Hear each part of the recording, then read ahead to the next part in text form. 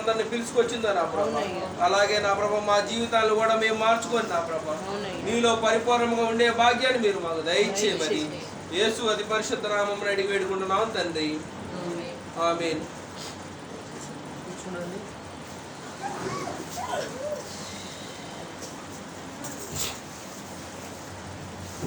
ఉదయకాల సమయంలో ఒక అంశాన్ని మనం చూడబోతున్నాం. అదేంటి అంటే యేసుక్రీస్తు జీవితంలో జరిగిన మరొక సంఘటన. మనం గతంలో ఈస్టర్కు ముందు యేసు ప్రభు జీవితంలో కొన్ని ఇన్సిడెంట్స్ని వరుసగా ధ్యానం చేస్తూ వచ్చాం. ఆయన పుట్టుక, అలాగే ఆయన బాల్యం, ఆయన చిన్నప్పుడు దేవాలయంలో ఎలా ఉన్నారు, ఇలాంటి కొన్ని విషయాలను చూసాం. ఆ తరువాత స్టెప్ ఏంటి అంటే ఆయన జీవితంలో ఒక్కసారిగా 12 సంవత్సరాల తర్వాత మరలా ఏం జరిగిందనే విషయాలు దీంట్లో మెన్షన్ చేయబడలేదు, కానీ మరలా దాదాపుగా 30 సంవత్సరాల వయసులో ఏం జరిగింది అనే విషయం ఇక్కడ మనకి క్లియర్గా కనిపిస్తుంది. యేసు ప్రభు దాదాపు 30 ఏళ్ళ ఏడగలిగిన వాడు అయి ఉండగా ఏం జరిగింది అంటే ఆయన జీవితంలో మరి ఒక స్టెప్ ఏంటి అంటే బాప్తిస్మము పొందడం. యేసుక్రీస్తు బాప్తిస్మం పొందడం అందరికీ తెలిసినటువంటి వృత్తాంతమే, చాలాసార్లు చదివి ఉంటాం. యేసు ప్రభువుకు బాప్తిస్మం ఇచ్చింది ఎవరు?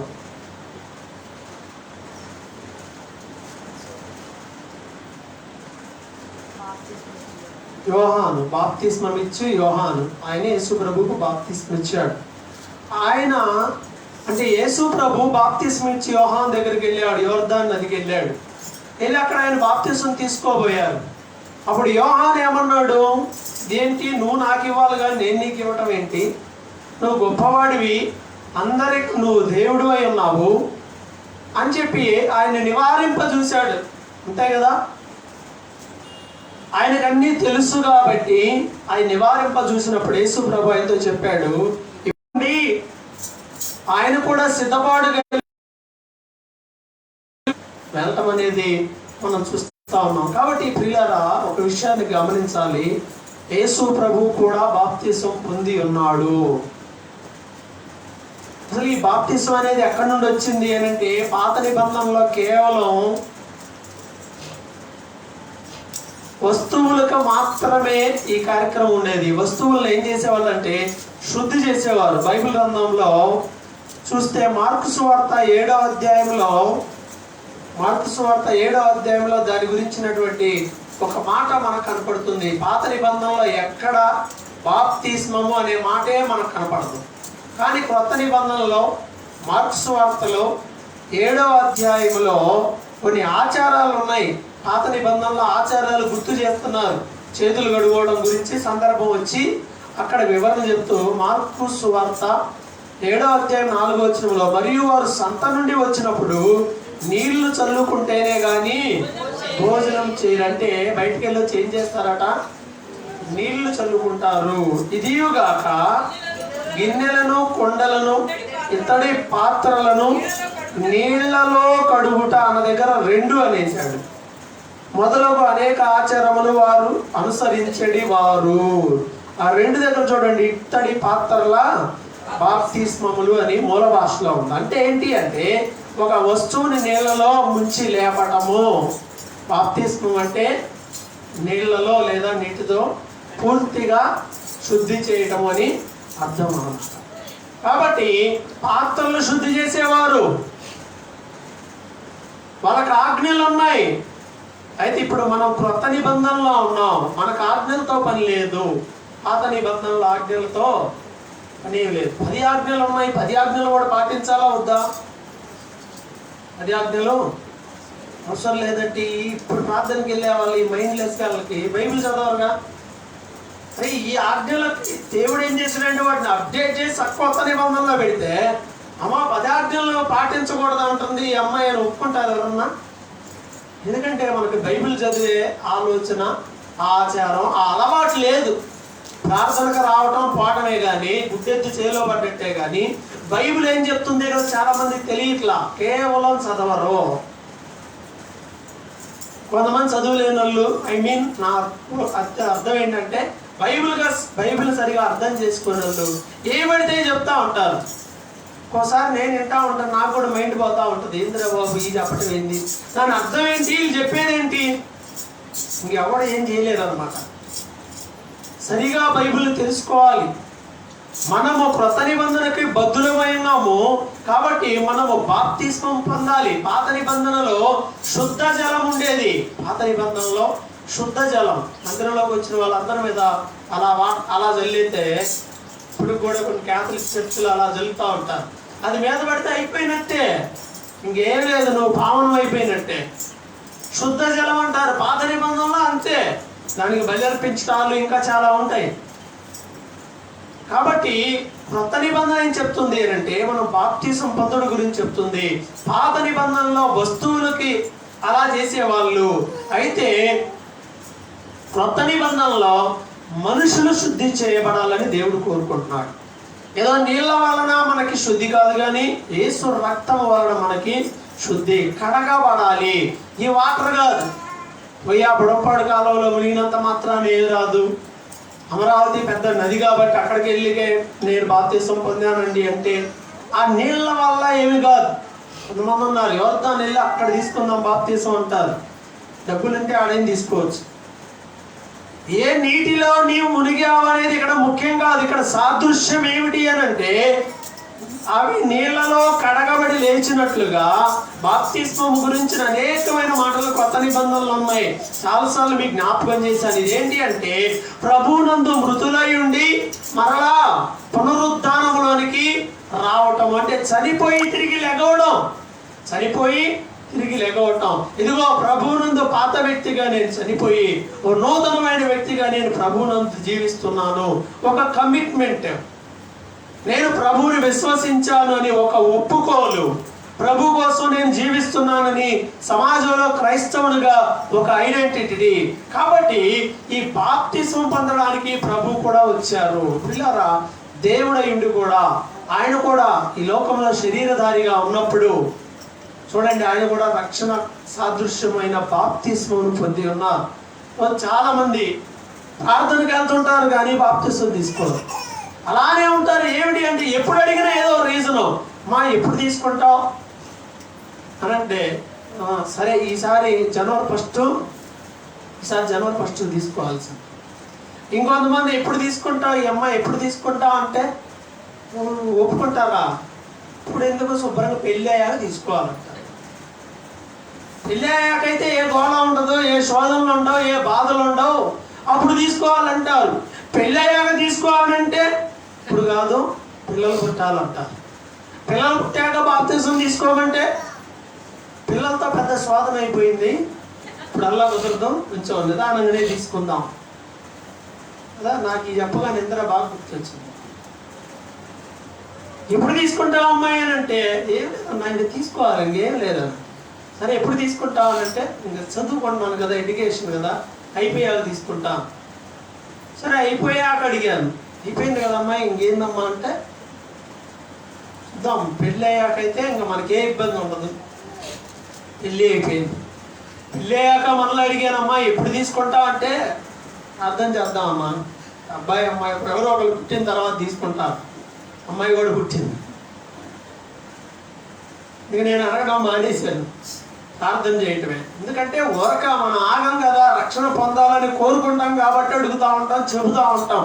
అది ఎవరి ఇష్టం వాళ్ళది, బలవంతం ఏమి ఉండదు అక్కడ. మొత్తానికి ఒకరోజు ఆ అమ్మాయి నేను తీసుకుంటాను అని చెప్పింది, తీసేసుకుంది చక్క. ఇది కమిట్మెంట్ మనలో రావాలి ఎప్పటికీ. ఇప్పుడు ఇంకా అబ్బాయి కూడా పుట్టలేదు, కరోనా టైం అది, ఎవరికి కూడా మీకు బహుశా తెలియకపోవచ్చు, ఫోటోలు పెడితే తప్ప.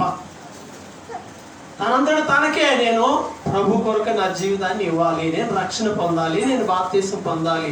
ఇది వాలంటీర్గా స్వచ్ఛందంగా తనకు తాను ప్రతి వ్యక్తి తీసుకునేటువంటి నిర్ణయం. చూడండి ఎంత సమయం పోతుందో.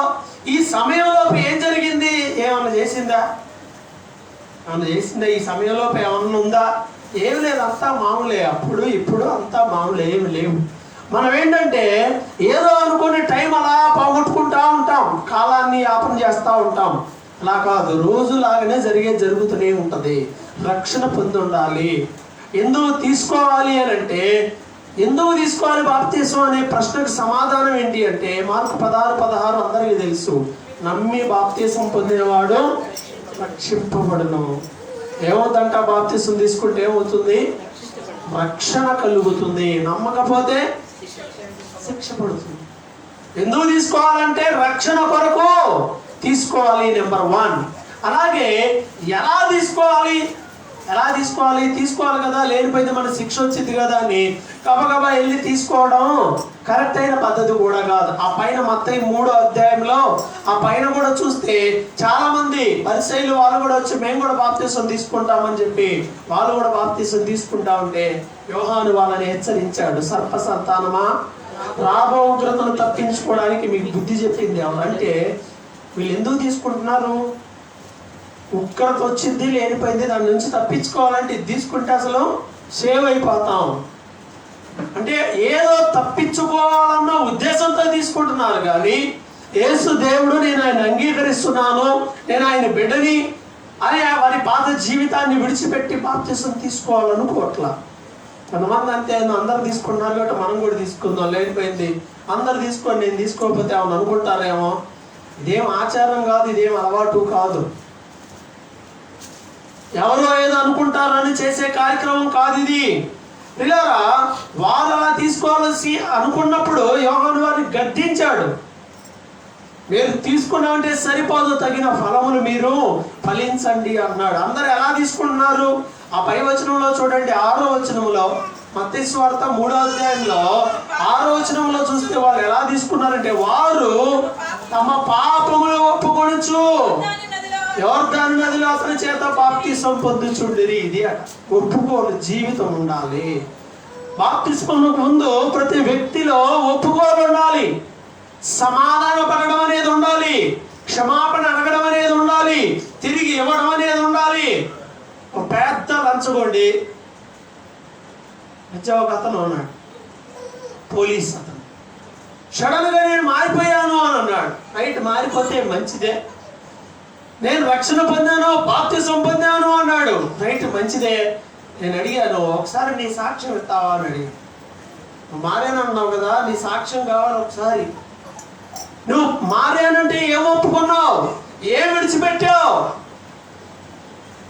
ఓ పెద్ద పేరు, అందరికీ ఒక పేరు ఉండేది, అందరి దగ్గర ఒక పేరు ఉండేది. ఆయన అంటే స్టేషన్లో వాడి దగ్గరకు పోతే మన నిమ్మకాయ సోడా పిండుతారు, నిమ్మకాయ పిండుతారే అట్ట పిండుతాడు వాడు.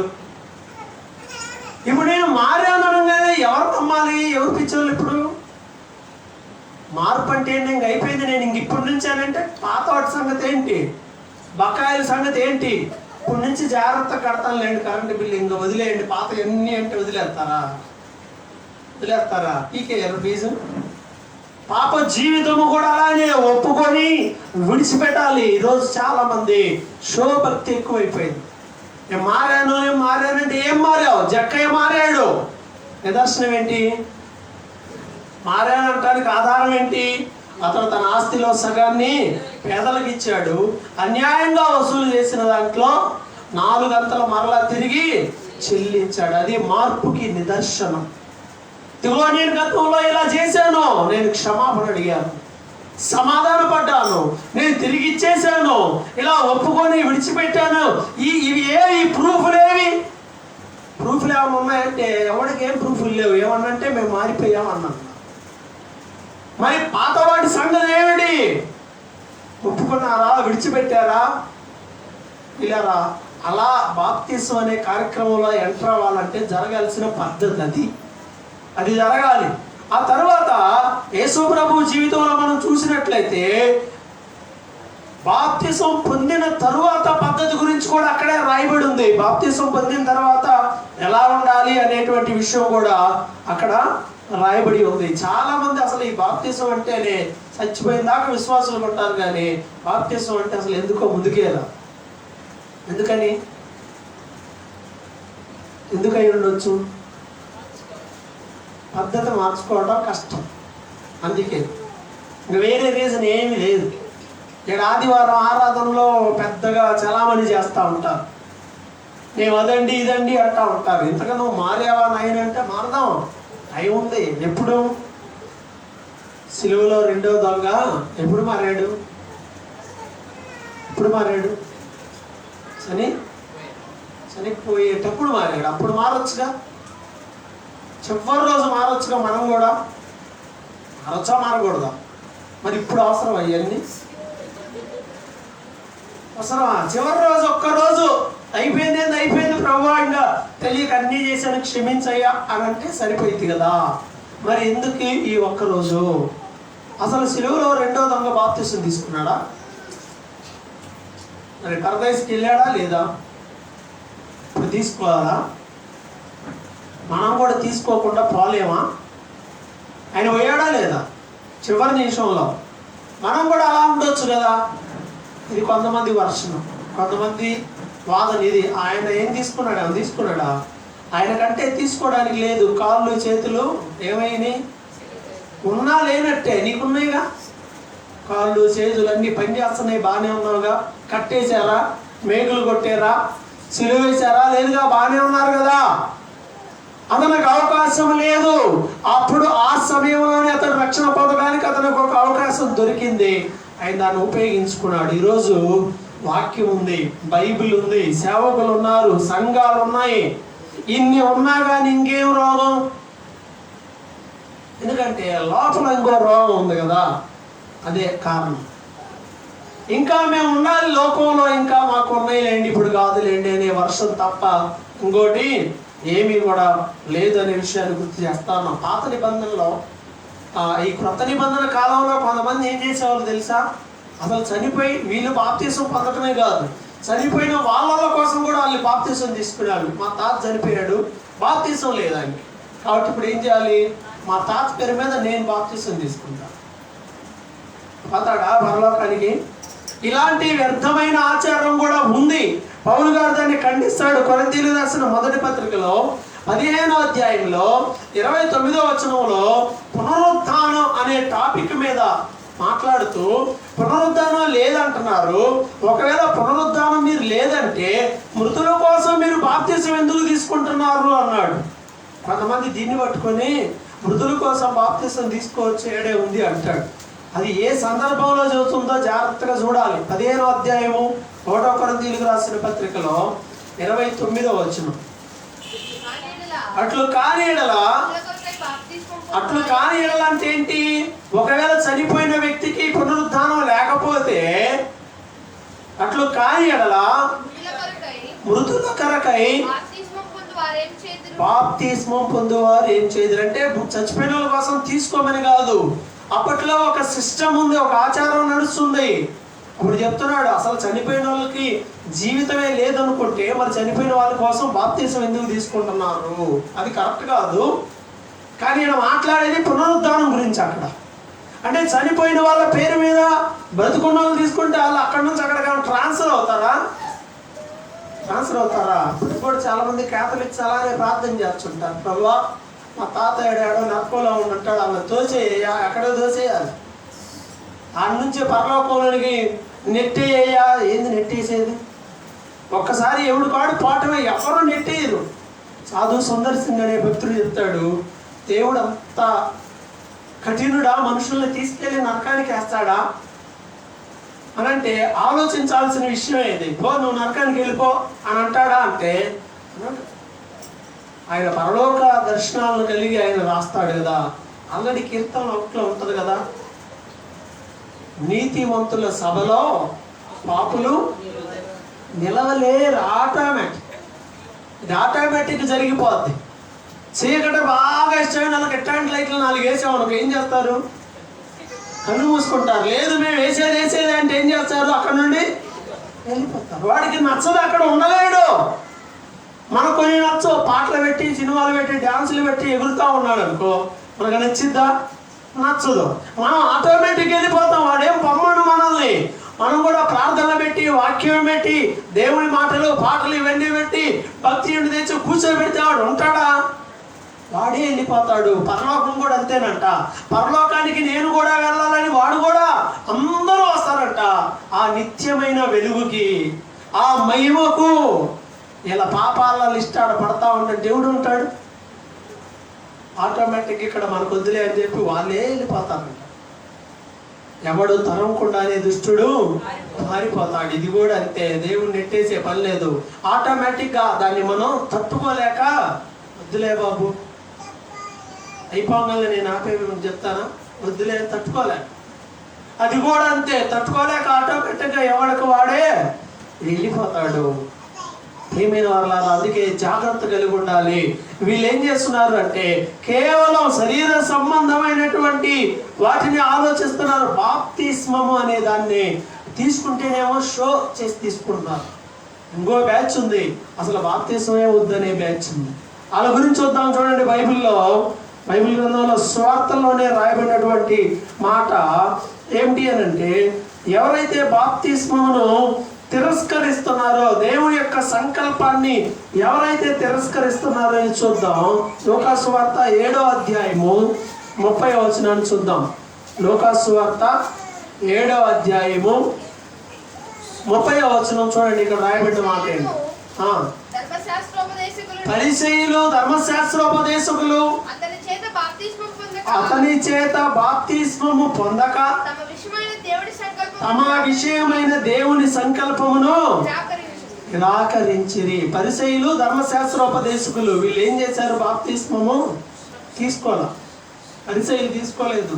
ధర్మశాస్త్రోపదేశకులు అంటే వాక్యం చెప్పే వాళ్ళే, వాళ్ళు కూడా యోహాను మాట విని బాప్తిస్మము తీసుకోలేదు. అయితే బైబిల్ చెప్తుంది, వారు దేవుని సంకల్పమును నిరాకరించడం. బాప్తిసాన్ని నిరాకరించడం అంటే ఏంటి? దేవుని సంకల్పాన్ని నిరాకరించటమే. నాకు వద్దు అని అంటమే. కారణం ఏదైనా అవ్వచ్చు. వద్దండి అంటే దేవుని సంకల్పం నాలో నెరవేర్చొద్దు అని అంటున్నట్టే లెక్క. ప్రియులారా, వాళ్ళ దేవుని సంకల్పాన్ని నిరాకరించారు. కానీ యేసు ప్రభు చూడండి, దేవుని సంకల్పానికి ఆయన కూడా లోబడిపోయినట్లుగా మనము చూస్తూ ఉన్నాము. యేసు ప్రభు కూడా బాప్తిసం తీసుకొని మనకి మాదిరిగా ఉన్నాడు. ఆయన తీసుకోవాల్సిన పని ఏమని చెప్పండి? ఏమండి, సబ్బుని దేంతో కడుగుతారు? మనకంటే సబ్బుకు మనకంటిద్దా అంటున్నా? సబ్బుకు మనకలు అంటుతాయా? ఒకవేళ అంటిందే అనుకుందాం, సబ్బుకు తీసి ఆ సబ్బుకే బురదో లేకపోతే ఏదో మరక రాచామే అనుకో, ఏమవుతుంది? ఉంటుందా? పోతుంది. ఆయన సబ్బు లాంటి వాడు, ఆయనే సబ్బు లాంటివాడు. కడిగేదే ఆయన అయితే ఆయనకు మనకు ఎలా అంటుకుంటుంది చెప్పండి? అయినప్పటికీ ఆయన కూడా నీతి యావత్తు నెరవేర్చడానికి ఆయన కూడా బాప్తిసం పొంది ఉన్నాడు. మనిషిగా శరీరధారిగా దిగొచ్చాడు కాబట్టి తన జీవితంలో ఒక స్టెప్ అనేది జరిగిపోయింది. మన జీవితంలో ఆ స్టెప్స్కి వచ్చారా? ఇంకా రాని వాళ్ళు ఉన్నారా? రానివారిగా ఉంటే దయచేసి గమనించాలి, నీ జీవితంలో మరొక స్టెప్ అది దేవుని సంకల్పమును నెరవేర్చేటువంటిది. నువ్వు ఎంత త్వరగా గుర్తెరిగితే అంత మంచిది. ప్రియమైన వారు ఆలోచన చేయండి. ప్రశాంతంగా ముందే వెళ్ళి సీటు తీసుకొని కూర్చోవాలనుకుంటారా? కదిలేటప్పుడు చూసి ఎక్కుదాం అనుకుంటారా? ఏమనుకుంటారు? ఏది ఇష్టం? రిజర్వేషన్. మనం ఎప్పుడు వెళ్ళినా కానీ సీటు రిజర్వ్ అయి ఉండాలి. ఎందుకంటే మనం చాలా దూరం వెళ్ళాలి కాబట్టి రిజర్వేషన్ లేకుండా దూరం వెళ్ళే రైలు ఎక్కితే నాకు తెలిసి ఎక్కుంటారు. మీరు రిజర్వేషన్ లేకుండా ఎక్కితే ఏం జరిగిందో తెలుసా? సమాసాలు అమ్ముకునేవాడి కన్నా దారుణంగా ఉంటుంది జీవితం. చాలా మంది కోటీశ్వరులు కూడా న్యూస్ పేపర్ వేసుకొని కింద పడుకోవటమే. అరే ఒక్కోసారి చూసారు, లేడీస్ ఏంది ఎట్ట పడుకున్నారు, కళ్ళు దగ్గర చూసేలోపు కింద పడుకొని ఉంటారు పేపర్ వేసుకొని.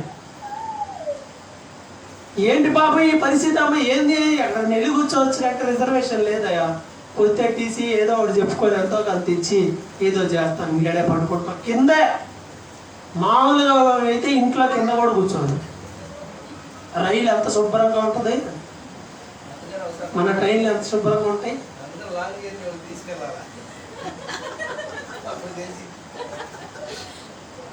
అంటే మనం కంఫర్ట్ను కోరుకుంటాం, సౌకర్యాన్ని కోరుకుంటాం. ఇక్కడే ఒక 2 గంటలో 3 గంటలో 5 గంటలో లేదా ఇంకా పెద్ద దూర ప్రాంతం అని అంటే అంత దానికే అంత సౌకర్యం కోరుకుంటే యుగ యుగాలు ఉండేటువంటిది, యుగ యుగాలు ఉండేది. మరి దానికి చూసుకోవద్దా? నేను త్వరగా మారిపోవాలి, నేను త్వరగా రక్షణ పొందాలి, పరలోకంలో నేను త్వరగా నా కోసం స్థలాన్ని ఏర్పాటు చేసుకోవాలి. ఇలాంటి ఆలోచనలు మనకు రావాలి కదా. ఎప్పుడు మారాలి, ఎప్పుడు రక్షణ పొందాలంటే మన ఆలోచన విత్తనం వల్ల ఏంటి? ఇప్పుడే ఎందుకమ్మా? ఏంటి ఇప్పుడు ఏమైందని నీకు అసలు? ఇప్పుడు ఏమైపోయిందని బైబిల్ ఏం చెప్తుంది? ఎప్పుడు? బాల్య దినములందు ఆయన జ్ఞాపకం చేసుకోవాలి, యవ్వన కాలంలోనే ఆయన కాడిని మోయాలి అని బైబిల్ చెప్తుంది. ఎప్పుడట? యవ్వన కాలం. రోజు యవ్వన కాలంలో ప్రభువుకు తమ జీవితాలు సమర్పించే వాళ్ళు ఎంతమంది ఉన్నారు? ఏదో ఒక రీజన్, ఏదో ఒక కారణం, అమ్మ ఒప్పుకోదు, నాన్న ఒప్పుకోరు, లేకపోతే ఇంకా లేదు, ఏవో కారణాలు. ఆలోచన చేసుకుందాం. రక్షణ విషయంలో అలాంటి సాకులు ఎప్పుడు ఎవరు కూడా పెట్టుకోడు. ఇది ప్యూర్లీ నీ వ్యక్తిగతం. ఎవరు నిన్ను పరలోకానికి తీసుకెళ్ళలేడు. దేనికోసం ఆలోచిస్తూ కూర్చుంటే ఒకవేళ హఠాత్తుగా నీ గుండె ఆగిపోతే పరిస్థితి ఏంటి? అరే గుండె ఆగిపోయింది మధ్యలోనే, అప్పుడు వెళ్ళి తీసుకెళ్ళి ఏమన్నా బాప్తీసం ఇస్తారా? లేదు, అప్పుడు కడుగుతారు శుభ్రంగా పైన నుంచి కింద దాకా పోయేటప్పుడు. అదేమన్నా ప్రయోజనకరమా?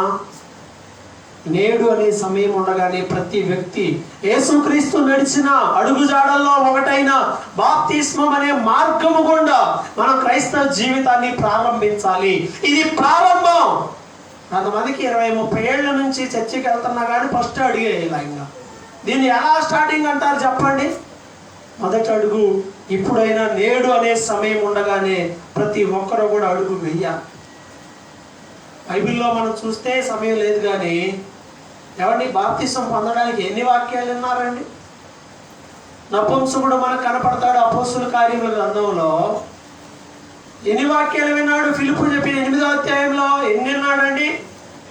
ఆయన ఏదో ఆదివారం ఆరాధనకు వెళ్తున్నాడు, వస్తున్నాడు, రథం మీద కూర్చొని చదువుతున్నాడు. ఫిలిప్ వచ్చి వాక్యం చెప్పాడు. వెంటనే అన్నాడు, ఇదిగో నీళ్ళున్నాయి, నువ్వున్నావు, నేనున్నా, ఇంకేంటి ఆలస్యం అని అడిగాడు.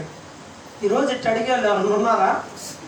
నువ్వున్నావు, నేనున్నా, ఇగో నీళ్ళు కూడా ఉన్నాయి, ఇంకేందో ఆలస్యం, ఇంకెంత కాలం అనేవాళ్ళు ఉన్నారా?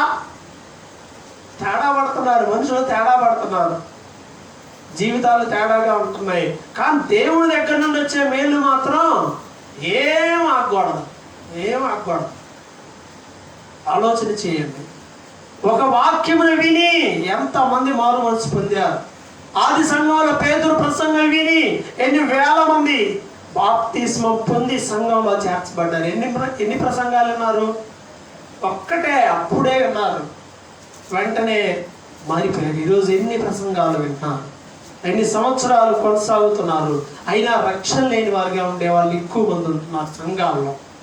ప్రియమైన వారులారా, యేసు ప్రభు అయితే రక్షణ పొంది ఉన్నారు. ఆ బాప్తిసం పొందిన తరువాత జరిగినటువంటి ఇంకో విషయాన్ని కూడా నేను జ్ఞాపకం చేస్తాను. ఇంకో విషయం, ఇంకో ప్రాముఖ్యమైన విషయం ఉంది. ఇదంతా కూడా అంతకు ముందుది బాప్తిసం పొందని వాళ్ళకి ఉపయోగపడేటువంటి మాటలు. అయితే యేసు ప్రభు రక్షణ పొందిన తరువాత జరిగిన విషయం ఏమిటి అని అంటే, చూడండి, దేవుని ఆత్మ పావురము వలె ఆయన మీదకి దిగడం అనేది మనకు కనపడుతుంది. గుర్తుపెట్టుకోవాలి, దేవుని ఆత్మతో నింపబడటం, పరిశుద్ధాత్మతో నింపబడడం. ఒక వ్యక్తి రక్షణ పొందిన తరువాత, ఓ వ్యక్తి బాప్తిసం పొందిన తరువాత దేవుని ఆత్మ చేత నింపబడి దేవుని ఆత్మ చేత నడిపించబడాలి. అయిపోవాలా? అందరితో అయిపోవాలా? అది మొదటి స్టెప్ మాత్రమే.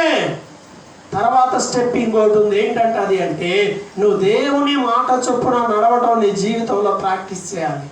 దేవుని మాట ప్రకారం ముందుకెళ్ళడం అనేది నువ్వు చేయాల్సిన అవసరత ఉంది. దేవుని ఆత్మ చేత నడిపింపు ఉంది. నీటి వలన అలాగే ఆత్మ వలన కూడా. యేసు ప్రభు బాప్తిసం పొంది ఉండి కూడా ఇంకొక మాట చెప్పాడు, ఇంకొక బాప్తిసం గురించి కూడా చెప్పాడు. అదేంటో చూడండి, లూకాసు సువార్త 12వ అధ్యాయము 50వ వచనం ఒకసారి చూద్దాం. చూడండి, లూకాసు సువార్త 12వ అధ్యాయము 50వ వచనం చూడండి. అక్కడ రాయబడిన మాట, యేసు ప్రభు అన్నాడు, ఇంకా నేను పొందవలసిన బాప్తిస్మము ఉన్నది, అది నెరవేరు వరకు నేనెంతో ఇబ్బంది పడుచున్నాను. చాలు. ఏమన్నాడు యేసు ప్రభు? నేను పొందవలసిన బాప్తిస్మం ఉంది అంటున్నాడు. నేను బాప్తిస్మం పొందాడా లేదా? ఆల్రెడీ పొందాడు. మరలా బాప్తిస్మం అంటున్నాడు ఏంటి? మరలా బాప్తిస్మం అంటున్నాడు ఏంటిది? పొందవలసిన బాప్తిస్మం ఉంది, అది నెరవేర్చబడే వరకు నేను ఇబ్బంది పడుతున్నాను. యేసు ప్రభు అదేమిటి అని అంటే, బాప్తిస్మం అంటే మరణించి తిరిగి లెగవటం. యేసు ప్రభు దీన్ని ఉద్దేశించి అంటున్నాడు, తాను కూడా మరణించి తిరిగి లెగవాలి, సిలువ వేయబడాలి, మరలా తిరిగి లేవాలి. అది జరిగే వరకు ఆయనకి ఇబ్బందిగానే ఉంది. ప్రియమైన వాళ్ళని గుర్తించండి, ఈ లోకంలో మనకి ఇబ్బంది ఎప్పటి వరకు ఇబ్బంది తెలుసా? మనకి ఇబ్బంది ఎప్పటి వరకు ఇబ్బంది ఉంటుంది ఈ లోకంలో? చాలా మందికి చాలా చాలా ఇబ్బందులు ఉండే ఉంటాయి. ఎప్పటి వరకు ఈ ఇబ్బందులు? ఉన్నంత వరకు. ఇది పోతే ఏ ఇబ్బంది ఉండదు, ప్రశాంతంగా ఉంటుంది. ప్రియమైన వాళ్ళ ఆలోచన చేసినట్లయితే మనము కూడా ఆత్మ సంబంధమైన వ్యక్తులుగా మార్చబడాలి. యేసు ప్రభు చూడండి, ఇలా శరీర సంబంధమైనగా కాకుండా ఆత్మ సంబంధమైన బాప్తిసం గురించి చెప్పాడు. ఆత్మతో నింపబడడం, ఆత్మతో నడవడం, సిలువ వేయబడి చనిపోయి తిరిగి లేవడం అనే దాని గురించి ఇక్కడ ఆయన మాట్లాడుతున్నాడు. ఊరికి ఈ బాప్తిసమే సరిపోదండి. మనం ప్రభు కొరకు దినదినము చనిపోయి తిరిగి లేచే వారిగా ఉండాలి. ఆయన కొరకు ప్రతి దినం ఆయన సిలువను ఎత్తుకొని నడిచే వారుగా ఉంటూ ఉండాలి. ఇది రోజు ఉంటుంది. కొంతమంది ఎందుకు బాప్తిసం పొందరు అని అంటే ఇదే సమస్య. లేనిపోయింది, బాప్తిసం తీసుకుంటే ఇంకా శోధనలు ఎక్కువ వస్తాయంటగా, అందుకే నేను తీసుకోలేదు అంట. అసలు తీసుకోకపోతే డైరెక్ట్గా నిపుణులగుండంలోకి వెళ్ళిపోతాం. ఉండవు, ఇంకా డైరెక్ట్ అగ్నిగుండమే, ఆరని అగ్నిగుండమే. ఇదన్నా కొద్దిగా ఈ శరీర సంబంధంగా ఈ శరీరంతో ఉన్న కొన్ని రోజులే ఈ శోధనలు, ఈ బాధలు అవి ఎప్పుడూ ఉండేవే. ఆరని అగ్ని కన్నా ఈ నయం కదా. ఈ కొద్ది కాలము ఈ ఇబ్బందులు అనేవి నయం కదా. విశ్వాస జీవితంలో ఇంకో స్టెప్ వేయాలి. బాప్తిసం పొంది కొంతమంది అలాగనే కుండల్లాగా తయారవుతూ ఉంటారు, మడ్డి కుండల్లాగా ఉంటారు. మంచినీళ్ళు పోసి శుభ్రంగా మంచినీళ్ళు బాటిల్ నిండా పోసి ఓ సంవత్సరం పాటు ఇలానే ఉంచామనుకోండి, మళ్ళీ వచ్చే సంవత్సరం వచ్చి బాటిల్లో నీళ్ళు తాగుతామా? మంచిగా శుద్ధి చేసినాయిగా, శుభ్రం కడిగిని బాటిల్ శుభ్రం కడిగి నీళ్లు వేడి చేసి కాచి చల్లార్చి లోపల పెట్టిని అలానే ఉండడం వల్ల ఏమవుతుంది? అవి కూడా, వాటిలో కూడా ఏ బ్యాక్టీరియాలో ఏ ఫంగస్ ఏదో వచ్చేది, అవి కూడా నీళ్లు మంచి నీళ్ళే అయినా కానీ మంచివి కాకుండా పోతాయి.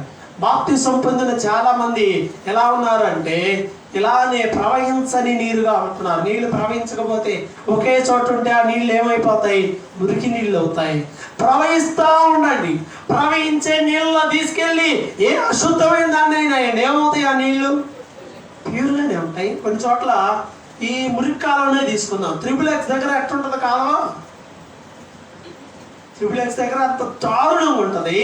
చిన్నగా అదంతా అయిపోయి ఎండింగ్లోకి వెళ్ళేపాటికి ఒక ఎడ్జ్లో చూస్తే ప్యూర్ వాటర్ కనపడతాయి. ఎందుకని ఇదంతా భారీ ప్రవహించి వెళ్ళి చివరికి వెళ్ళే దగ్గరకు ఏమవుతుందంటే మొత్తం ఫిల్టర్ అయిపోయి ఒక చోట నీళ్లు స్వచ్ఛంగా ఎక్కడో ఒక పాయింట్ ఉంటుంది. ప్రవాహం ఉన్న దగ్గర ఎండింగ్లో ఉంటుంది. అదంతా కూడా ప్రవాహంలో ఏమవుతుందంటే ఆ నీటిలో ఉన్న మలినాలన్నీ కూడా డ్రాప్ అయి కింద పడిపోతాయి, నీరు మాత్రం పైకి వచ్చేస్తుంది. మనం కూడా విశ్వాస జీవితంలో ట్రావెల్ అవుతుండాలి, ప్రయాణిస్తుండాలి. కొంతమంది అంటారు బాప్తిసం తీసుకోగానే ఇంకేంది అయిపోయారు, ఏంది ఏం అవరు, ఎవరు ఈ మట్టిలో నుండి వచ్చిన ఈ బాడీ ఉన్నంత కాలం ఏదో మస్ట్ వస్తూనే ఉంటుంది, ఇది పోయేదాకా. అయితే కొనసాగుతూ ఉంటే మధ్యలో రాలిపోయేవన్నీ మధ్యలో రాలిపోతా ఉంటాయి. టైం ఉంటుంది. కొంతమందికి కాలం అన్నీ నేర్పిస్తూ ఉంటుంది. కొనసాగుతూ ఉండగా కాలక్రమేణా కాలం గడిచిన కొలది మార్పు ఆటోమేటిక్గా వస్తుంది. ప్రయాణం చేస్తుంటే వస్తుంది, ఆగితే ఇంక రాదు. విశ్వాస జీవితంలో ప్రయాణాన్ని కొనసాగిస్తూ ఉండాలి, ముందుకెళ్తూ ఉండాలి.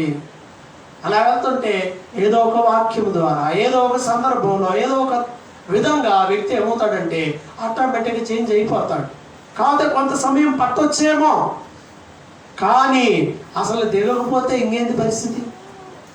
అలానే ఉంటే ఇంకేంటి పరిస్థితి? కొంతమంది ఉంటారు కేవలం అలాగనే ఎక్కడ వేసిన గొంగలు అన్నట్టుగా బాప్తిసం పొందారా, 4 రోజులు ఉంటుంది ఊపు, మా అయితే ఒక 4 రోజులు ఉంటుంది, అయిపోయిన తర్వాత ఏంటి అయిపోయింది అనుకుంటున్నారు? ఏంది మరలా మామూలే. కారణం ఏంటంటే బేస్ లేదు. ఒప్పుకోవటం, విడిచిపెట్టడం, అరే అనవసరంగా ఏమైనా మాట నేను బుద్ధి తక్కువై పోయి క్షమాపణ చెప్పాల్సి వచ్చింది, మరలా అంటున్నందుకు మరలా పోయి అడగడం అవసరమా? ఇవన్నీ ఎందుకు ఈ బాధ అంతా అనుకొని బుద్ధి తెచ్చుకున్నాడైతే జాగ్రత్తగా ఉంటాడు. అలా కాకుండా ఓరకట్ట మునిగి లేసి వస్తే ఏముండదు. కుక్కకి పందికి ఎన్ని స్నానాలు చేపించినా వాటి బుద్ధులు మారవు కదా, అలానే ఉంటారు మనుషులు. అదొక వెనక్కి వెళ్ళే వాళ్ళు ఒక స్టెప్ అయితే, బాప్తిసం పొందిన తరువాత 2వ స్టెప్ ఇంకొకళ్ళు ఉంటారు, ఇంకంతే ఉంటారు, కదలడం మెదలడం. బాప్తిసం పొందున్నామండి ఇంకంతే మెదలకుండా అలాగనే హోల్డ్గా ఉంటారు. అలా ఉండకూడదు. కేవలం బాప్తిసం మాత్రమే పొంది ఇంకా అలా ఉంటే సరిపోదు. అపోస్తుల కార్యములో చూడండి అలాంటి బ్యాచ్ కనపడుతుంది. అపోస్తుల కార్యముల గ్రంథము 18వ అధ్యాయంలో మనం చూస్తే అక్కడ అపోస్తులైన పౌలు కనపడినటువంటి ఒక వ్యక్తి ఉన్నాడు. అతని పేరు అపోల్లో. అతని పేరేం పేరు? అపోల్లో. ఉన్నారా ఈ పేరు ఏడన్నా? లేదా? మందులు ఏడా దొరకకపోతే బజార్కి వెళ్ళి అపోల్లో హాస్పిటల్ అంటే ఎవడైంది? అపోల్లో మెడికల్ షాప్స్ మొత్తం వరల్డ్ వైడ్ ప్రపంచవ్యాప్తంగా ఉంటాయి. రైట్. ఇక్కడ చూడండి 24-25 అలెగ్జాంద్రియా వాడైన అపోల్లో అనే ఒక యూదుడు ఎఫెసునకు వచ్చును. అతడు విద్వాంసుడు, లేఖనముల యందు ప్రవీణుడు, అంటే ధర్మశాస్త్రం బాగా తెలిసిన వాడు, బాగా చదువుకున్నవాడు. అతడు ప్రభు మార్గ విషయమై ఉపదేశం పొంది తన ఆత్మయందు తీవ్రపడి యోహాను బాప్తిస్మం మాత్రమే తెలుసుకుని వాడైనను యేసును గురించిన సంగతులు వివరముగా చెప్పి బోధించుచు సమాజ మందిరములో ఇక్కడ చూసినట్లయితే ప్రియమైన వారు ఇతను ఉన్నాడు. ఇతను ఏంటి అని అంటే ఈ అపోల్లో అనేటువంటి ఇతను ప్రభు మార్గం గురించి తెలుసుకొని యోహాను బాప్తిసం మాత్రమే ఆయనకి తెలుసు, కానీ యేసుక్రీస్తుని గురించిన సంగతులు కూడా ఆయనకి చెబుతా ఉన్నారు, కానీ పూర్తిగా తెలియదు. కానీ చెబుతున్నాడు, తెలిసిందంతా చెప్తున్నాడు. అప్పుడు ఏం చేశారంటే 26లో ప్రిస్కిల్లా అకులా అనే ఈ ఇద్దరు ఏం చేశారంటే అతన్ని చేర్చుకొని దేవుని మార్గమును మరి పూర్తిగా అతనికి విశదపరిచిరి. వీళ్ళిద్దరిలో ఇప్పుడు ఉన్న అకులా, ప్రిస్కిల్లా, అపోల్లో, వీళ్ళలో ఎవరెవరు? అపోల్లో ఎవరు? అపోల్లో ఏమో టీచర్, ఇక్కడ అకులా, ప్రిస్కిల్లా ఎవరు? మామూలు విశ్వాసం లేదు. ఎవరెవరు చెప్తున్నారు? అకులా, ప్రిస్కిల్లా కూర్చోబెట్టి అపోల్లోకి చెప్తున్నారు, ఆయన నువ్వు చెప్పేది రైటే, నీకు ఇంతే తెలుసు, కానీ ఇదిగో సర్వం ఇది అని వారు పౌలు దగ్గర నేర్చుకున్నటువంటి ఆ మాటలన్నీ కూడా ఆయనకి చెప్పారు.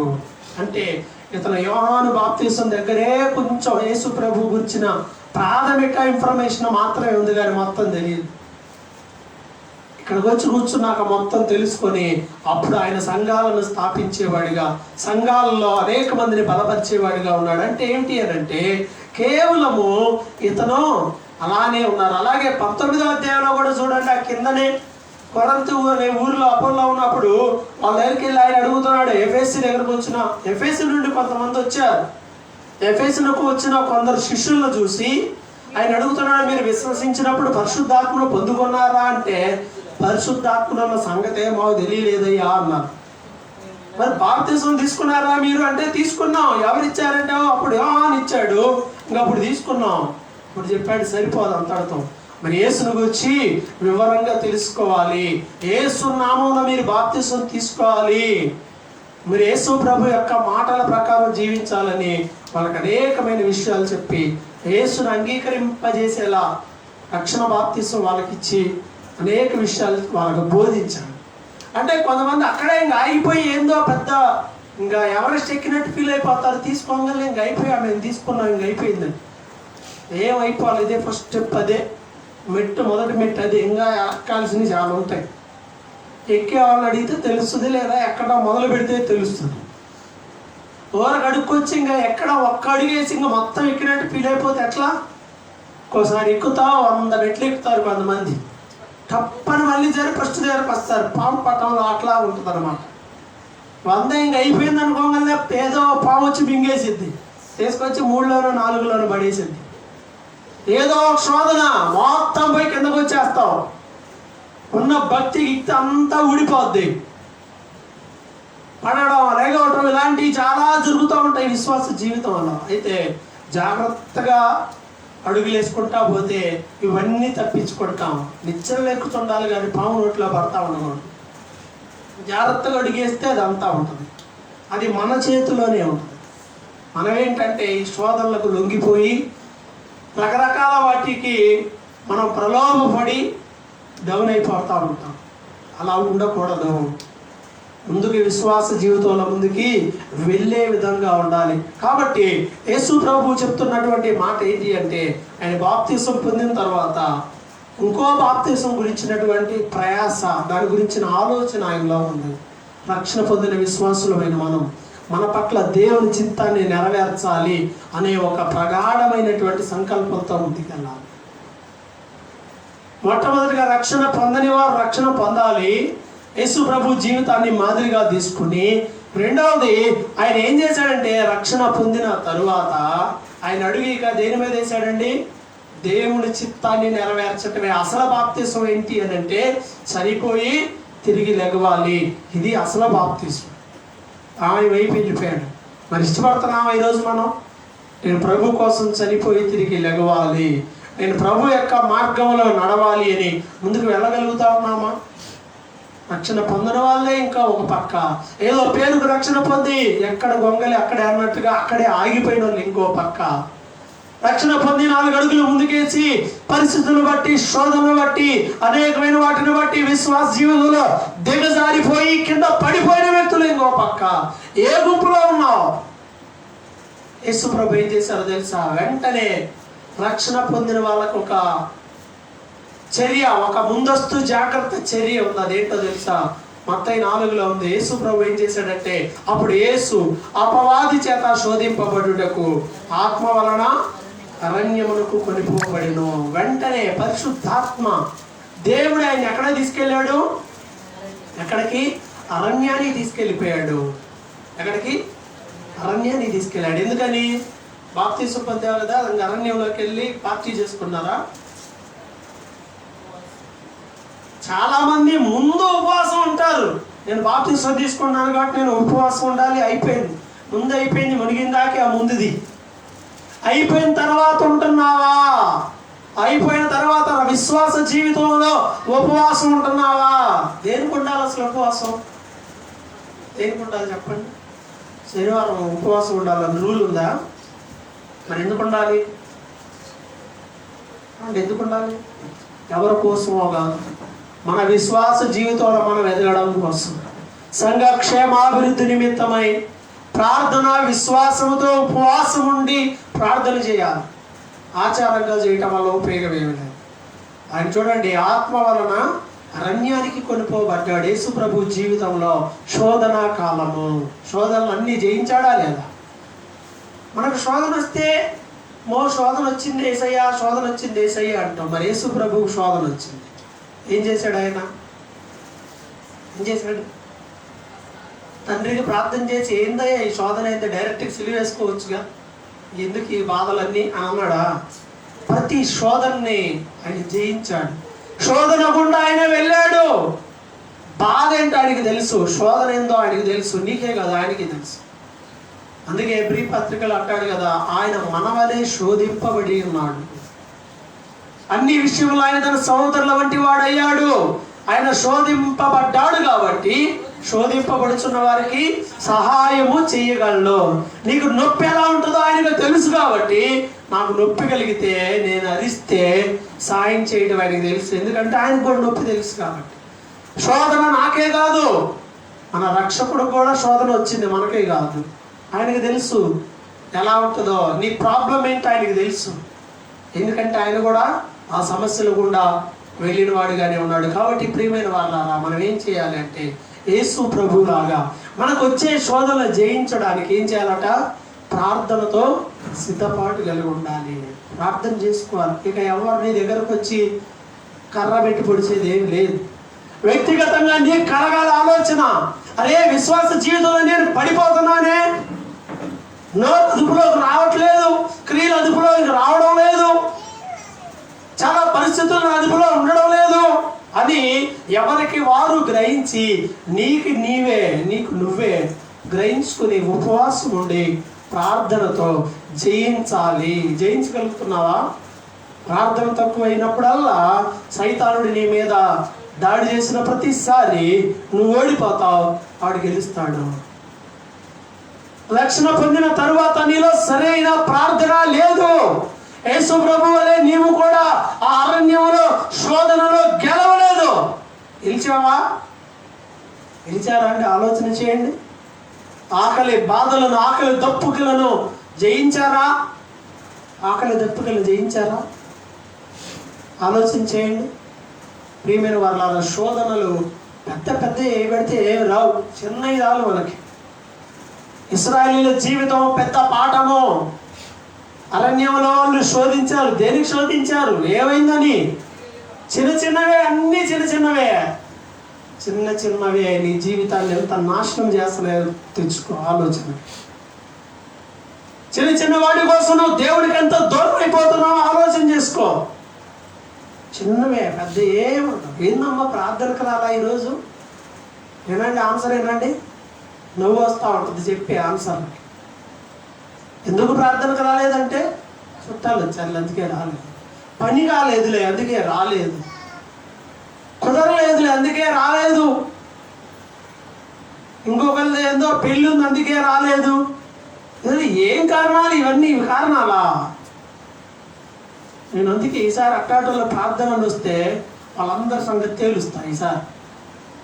ఈసారి సమస్య అని వచ్చే వాళ్ళు బట్టలు సర్దుకొని రండి, ఒక వారం ఏడే ఉండండి, తిండి తిప్పల మానీకు వారం ఏడే పొరిలాడు ఏడవండి. అప్పుడన్నా బుద్ధి జ్ఞానం వచ్చింది. ఉట్టప్పుడు మామూలప్పుడు ప్రార్థన చేస్తావా? మామూలప్పుడు బైబిల్ చదువుతావా? బైబిల్ చదవరు, ప్రార్థన చేయరు.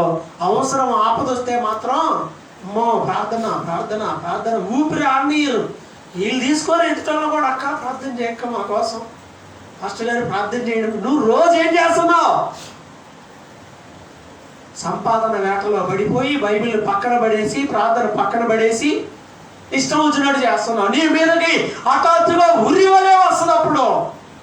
అందుకే ఏ రోజుకి ఆ రోజు జాగ్రత్త కలిగి ప్రార్థన చేసుకుని వాక్యాన్ని చదువుకుంటూ శోధన నుండి తప్పించు దేవునికి ప్రార్థన చేయాలి. యేసు ప్రభు ప్రార్థన చేశాడు, శోధన ఎదుర్కొన్నాడు, జయించాడు. శోధనలు వస్తాయి, రాకుండా ఉండవు. నువ్వు బైబిల్ చదివినా చదవకపోయినా వస్తాయి, ప్రార్థన చేసినా చేయకపోయినా వస్తాయి. అయితే ఎవరైతే రైట్ వేలో ఉంటారో వాళ్ళు శోధనల్ని జయిస్తారు. జయ జీవితం ఉంటుంది. జయించాలి అంటే ఏం చేయాలి? యేసు ప్రభులాగా ప్రార్థించాలి, దేవుని వాక్యాన్ని నేర్చుకోవాలి. ఎలాంటి శోధనలు కూడా నిజంగా యేసు ప్రభువుకి వచ్చిన శోధనలు మనకు వస్తే వదులుతారా? వదులుతారండి? ఎవరన్నా వదులుతారా? ఆప్షన్ ఇచ్చి చిన్న ఒక్క దండం పెట్టు నీకు అసలు ఈ ఊరు రాసిస్తారంటే ఒక్కటేనా? ఒక్కటే, ఎవరు చూడకుండా యేసు ప్రభు కన్నా దేవుడికి మధ్య ఎవరు ఉన్నారా చూసేవాళ్ళు? ఆధారం ఏమన్నా ఉందా? యేసు ప్రభు సైతానికి నమస్కరించినట్టు ఒకవేళ నమస్కరిస్తే ప్రూఫ్ ఉంటుందా? వాళ్ళిద్దరే ఎవరు లేరు అరణ్యంలో. శోధనలు చూడండి, వాళ్ళిద్దరే అరణ్యంలో. కానీ ఆయన జయించాడు. జయించడం వల్ల ఏమైంది? సింహాసనం పైకి ఎత్తబడింది. దేవునితో సమానముగా ఉండేటువంటి పొజిషన్ ఇవ్వబడింది ఆయనకి. తండ్రి కుడి పార్శ్వాన కుర్చీ వేయబడింది. కారణం ఏంటంటే ఊరలు తెచ్చుకోవాలి, ఊరకే కొడుకు కదా అని ఇలా కష్టపడి మనందరి కోసం సిలువలో ప్రాణం అర్పించడం ద్వారా. కాబట్టి ఈరోజు యేసు ప్రభు జీవితం ద్వారా మనం నేర్చుకోవాల్సిన పాఠం ఏంటంటే నమ్మి బాప్తిసం పొందడం మొదటిది. రెండవది, బాప్తిసం పొందిన తరువాత నీ జీవితంలో ఎదురయ్యే ప్రతి శోధనను జయించడానికి అవసరమైన ప్రార్థనా శక్తిని నువ్వు కలిగి ఉండాలి. ఇది కలిగి ఉండకపోతే ఎక్కడున్న అక్కడే ఆగిపోతారు, అవసరమైతే ఇంకా వెనకే పోతారు. అది అత్యంత ప్రమాదకరం. యేసు ప్రభు సిలువ అనేటువంటి సిలువ మరణం అనే బాప్తిసం పొందే వరకు ఏం చేశాడు? ప్రార్థన చేస్తూనే ఉన్నాడు. కాబట్టి విశ్వాస జీవితంలో మనకి మాదిరి యేసు ప్రభు. ఆయన అడుగుజాడల్లో మనం నడవాలి. రక్షణ పొందని వారు రక్షణ పొందడానికి తీర్మానం తీసుకోండి. రక్షణ పొందిన వారు అక్కడ ఎలాగున్నారా? ముందుకెళ్తున్నారా? పడిపోతున్నారా?